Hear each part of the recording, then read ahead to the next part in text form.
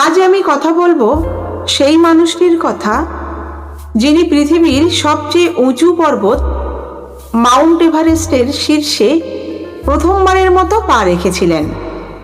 যে শিখর অনেকের চোখে অসম্ভব ছিল, যে শিখরকে মানুষ মৃত্যুর পাহাড় বলে ভয় পেত, সেই শিখর জয় করেছিলেন একজন সাধারণ মানুষ, স্যার এডমন্ড হিলারি।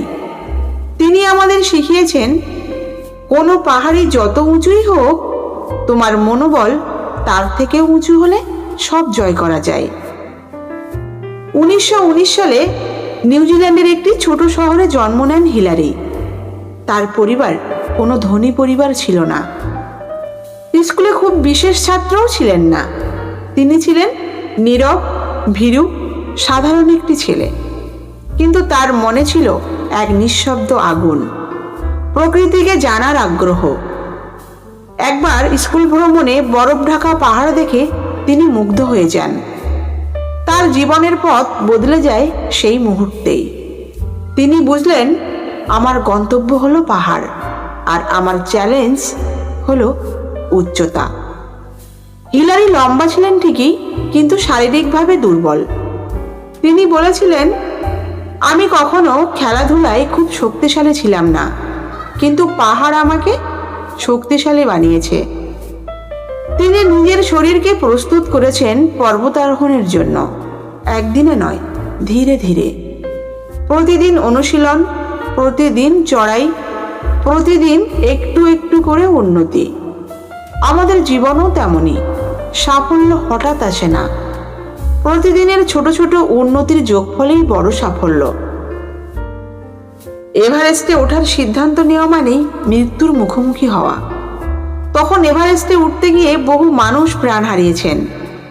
অনেকে হিলারিকে বলেছিলেন, এটা অসম্ভব, তুমি পারবে না, এটা মৃত্যু ডেকে আনা। কিন্তু তিনি বলেছিলেন, আমি পাহাড়কে নয়, আমার নিজের ভয়কে জয় করতে চাই। এটাই সত্যিকারের বিজয়, নিজের ভেতরের ভয়কে পরাজিত করা। 1953 সালে তিনি এবং শেরপা তেনজিং নরগে এভারেস্ট অভিযানে বের হন। তাদের পথ ছিল বরফধস, খাড়া বরফের দেয়াল, অক্সিজেনের অভাব, জমাট বাঁধা তাপমাত্রা, প্রাণঘাতী ফাটল এবং কড়া ঝড়। এভারেস্টে মাত্র কয়েকশো মিটার বাকি থাকতে তীব্র ঝড় ওঠে। অনেকেই ফিরে যেতেন, হিলারি থামলেন না। তিনি বলেছিলেন, শীর্ষে পৌঁছানো শুধু আমার লক্ষ্য নয়, এটা আমার নিজের সাথে করা প্রতিজ্ঞা। জীবনের কঠিন মুহূর্তেও মানুষ যদি প্রতিজ্ঞায় স্থির থাকে, সফলতা তখন বাধ্য হয়ে দরজায় কড়া নাড়ে। 1953 সালের 29শে মে সকাল 11:30 এডমন্ড হিলারি এবং তেনজিং নরগে প্রথম মানুষ হিসেবে এভারেস্টের শীর্ষে পা রাখেন। হিলারি বিশ্বের কাছে শুধু একটি উঁচু পাহাড় জয় করেননি, তিনি প্রমাণ করেছিলেন, মানুষ যা কল্পনা করতে পারে, মানুষ তা অর্জনও করতে পারে। সেই মুহূর্তে তিনি নিজেরই একটি কথা বলেছিলেন, আমরা পাহাড়কে জয় করিনি, জয় করেছি নিজেদের।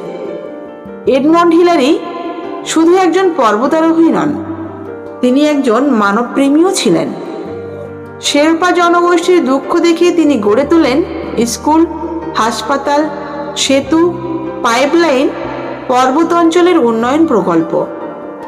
তিনি বলতেন, সত্যিকারের সাফল্য তখনই যখন তোমার সাফল্য অন্য মানুষের জীবনে আলো এনে দেয়।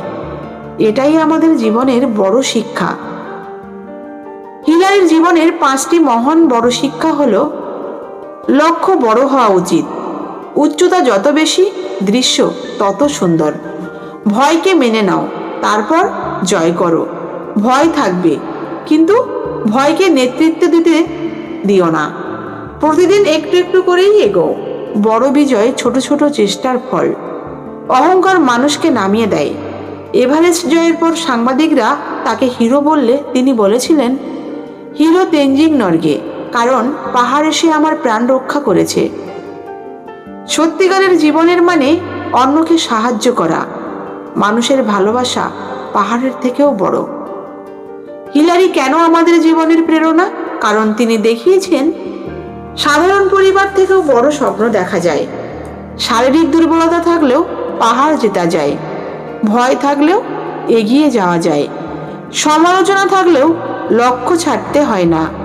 সাফল্য পেলে অহংকারে ভাষা নয়, অন্যের জন্য কিছু করার মধ্যেই জীবনের অর্থ। আজকের তরুণ প্রজন্মের জন্য তিনি এক আলোকবর্তিকা।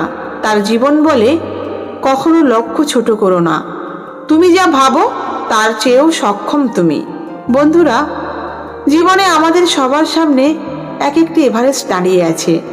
কেউ জীবনের দারিদ্র্য নামক এভারেস্টের সামনে, কেউ ব্যর্থতার এভারেস্টের সামনে, কেউ পড়াশোনার চাপ, কেউ চাকরি বা ব্যবসার সংগ্রাম, কেউ আত্মবিশ্বাসহীনতা, কেউ ভয়, কেউ হতাশা।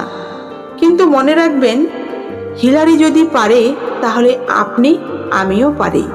সমস্যা যতই বড় হোক, তোমার মনোবল তার থেকেও বড় হলে তুমি জিতবেই। চলো আজ আমরা নিজের এভারেস্ট খুঁজে বের করি। চলো আজ আমরা যাত্রা শুরু করি নিজের শিখরের দিকে। চলো আমরা নিজের মধ্যে থাকা হিলারিকে জাগিয়ে তুলি।